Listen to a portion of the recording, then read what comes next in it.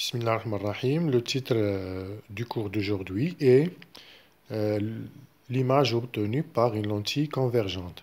Donc, on dispose d'une lentille convergente qu'on a devant nous, une source lumineuse sous forme d'une lettre qui est F et d'un écran. Sur l'écran, bien sûr, tous ces composants-là sont alignés.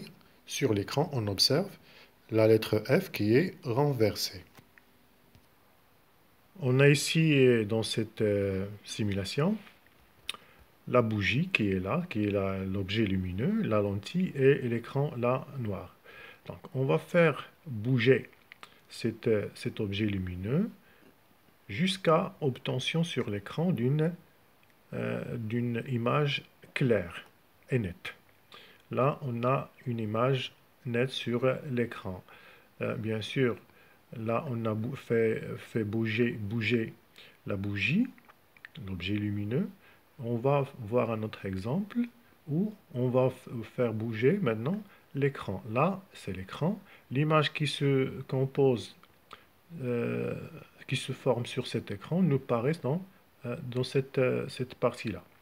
Alors, on va faire bouger l'écran jusqu'à obtention d'une image claire. Là, on voit bien que l'image, elle est claire, est nette.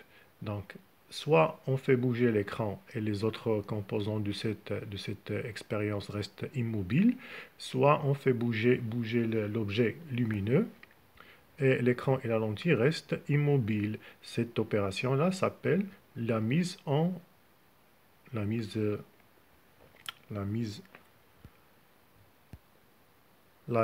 point.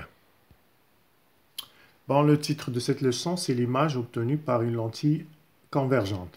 Donc, l'image formée par cette lentille, l'étude expérimentale qu'on a vue tout à l'heure, on a ce machin-là, ça s'appelle banc optique. Il se comporte d'une source lumineuse. Là, on a la lettre F, la lentille convergente et l'écran.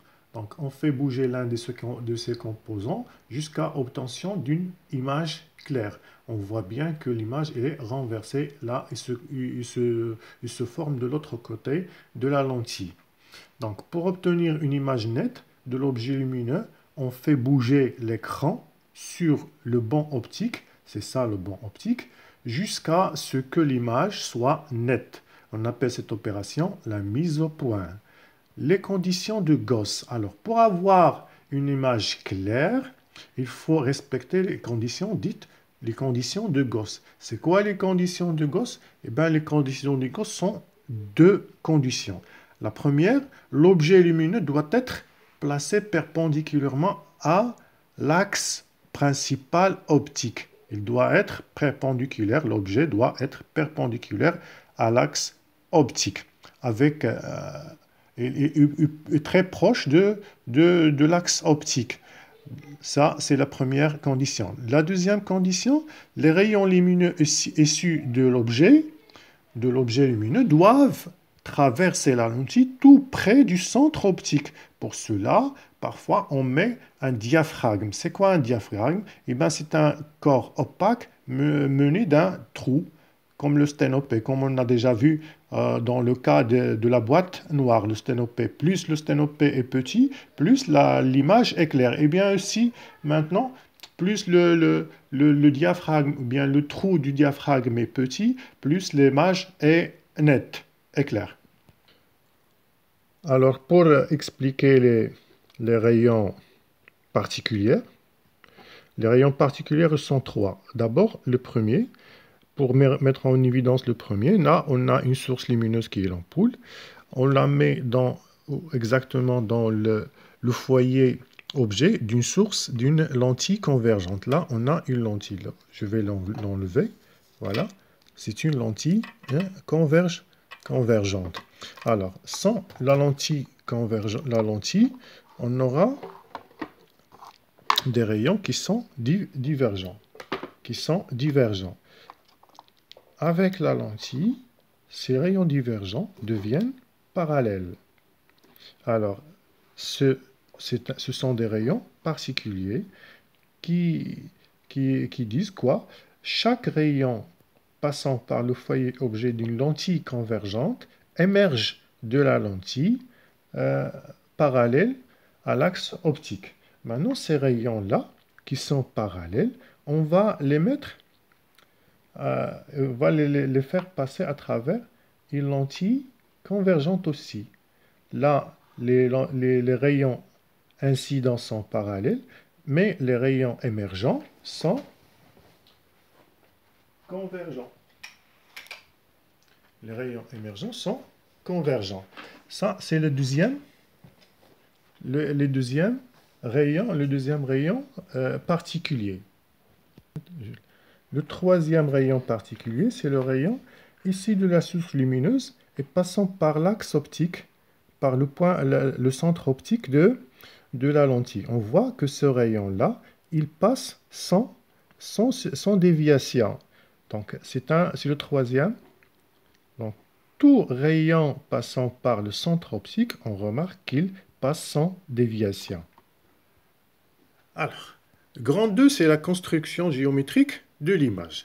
Donc, on a besoin des rayons lumineux particuliers qu'on a vus tout à l'heure. Donc, ils sont de nombre de 3. Voilà, les premiers rayons particuliers, ce sont les rayons les rayons incidents parallèles à l'axe optique.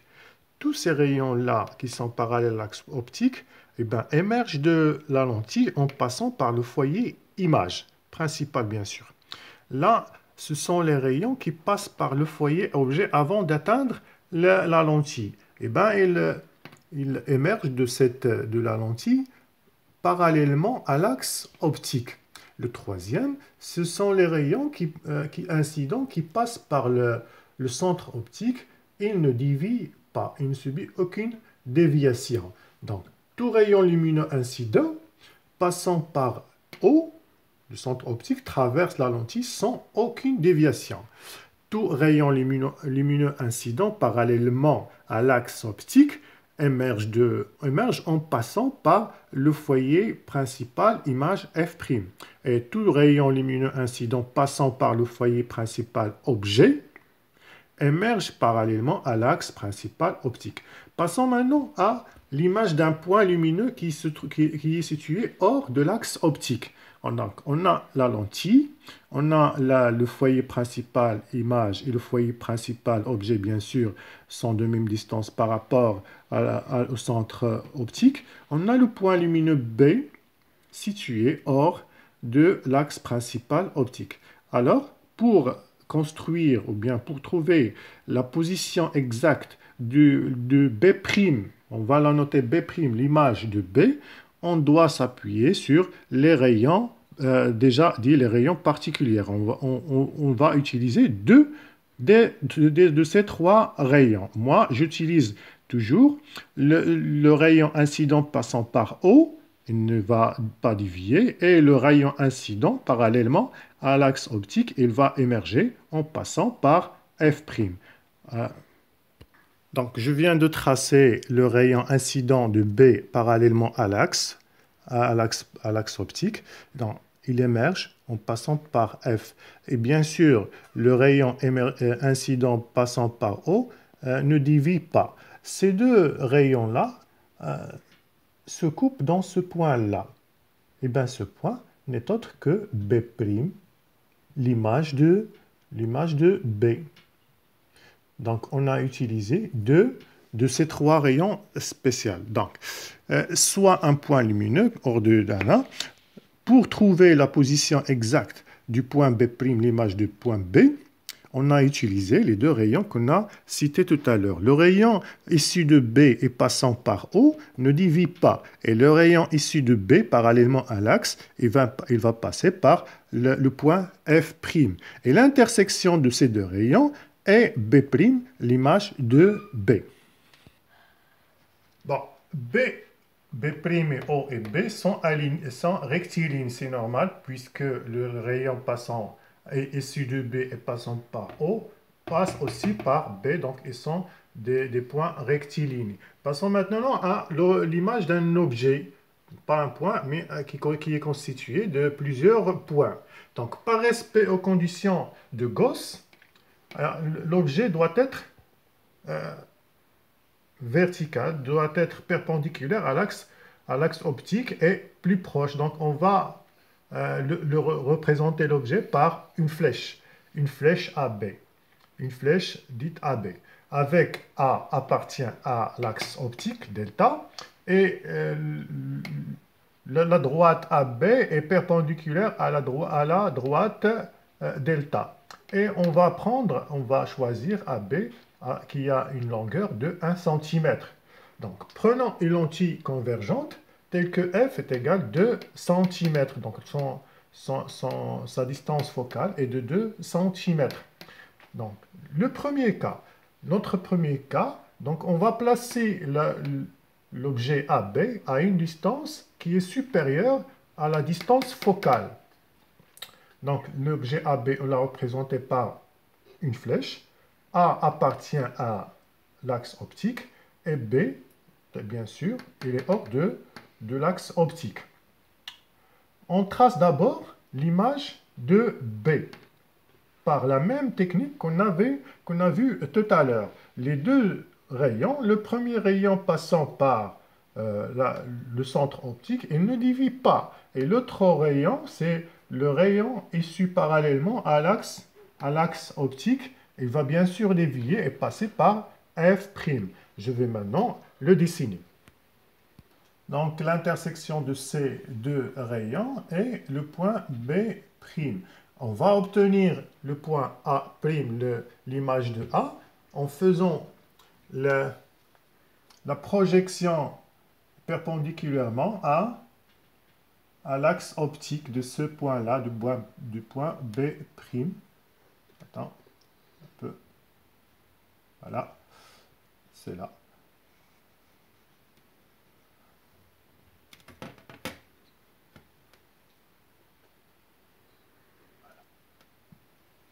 Donc, l'intersection de cette projection-là, c'est ce point-là, c'est A'. Et A', B', cette flèche, eh bien, c'est l'image de AB par la lentille, formée par la lentille convergente. Donc, la projection de P' perpendiculairement à l'axe optique est A'. Donc, A', c'est l'image de A. Et l'image A', B', il est dite réelle. Donc, on a une image réelle parce que cette image, on l'observe sur l'écran. C'est pour ça qu'on l'appelle, c'est une image réelle. Ben. Et bien sûr, elle est renversée par rapport à l'objet. Donc, les dimensions de l'image, dans ce cas-là, de la distance entre la lentille et l'objet est supérieure à la distance focale, dépend de la position de A.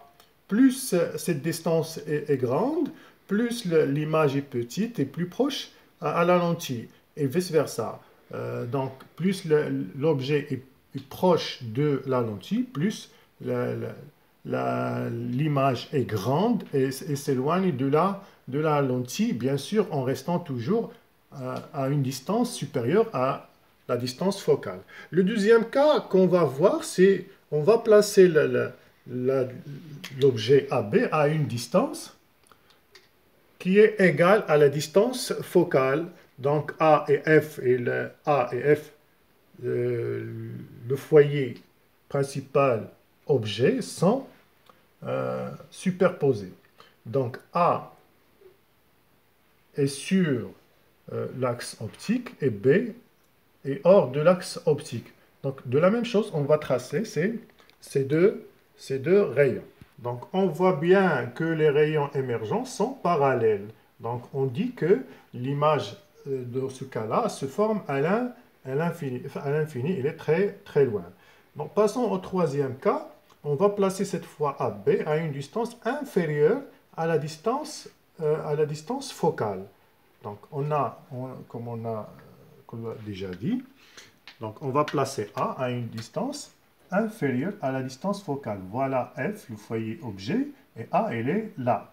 Donc on trace, comme on l'a déjà fait pour les cas précédent, le rayon passant par O et le rayon parallèle à l'axe optique. Donc ce rayon-là, il va passer par F'. Donc on voit bien que ces rayons-là divergent, donc ils ne vont pas se couper de ce côté-là. Par contre, ils se coupent de l'autre côté. Donc on a fait l'élongation de ces deux rayons. On voit qu'il y a une intersection là. Et bien c'est le point B'. C'est le point B' qui est là. Alors, on va faire maintenant la projection de B' sur l'axe optique. Projection perpendiculairement à l'axe optique, donne le point A', l'image de A. Et c'est ça, A', B', c'est l'image de AB. On voit bien que l'image A', B' est plus grande que l'image AB. Et cette image-là, elle est droite, elle n'est pas renversée comme tout à l'heure. Alors, cette image-là, c'est une image dite virtuelle, droite, plus grande que l'objet. Et comment on peut l'apercevoir, ou bien la voir? On la voit à travers la lentille. Et pour la voir, on ne le voit pas, on ne l'observe pas sur un écran, mais on doit mettre notre œil dans cette position et voir dans la lentille pour voir l'image. Donc c'est le troisième cas où on a resté. On voit bien, voilà ici l'objet c'est une pomme, la lentille convergente bien sûr. La distance entre la pomme et la lentille est inférieure à la distance focale et l'image là est virtuelle, droite, et on la voit à travers la lentille. Et c'est le dernier cas qu'on va voir aujourd'hui et à la prochaine, Inch'Allah.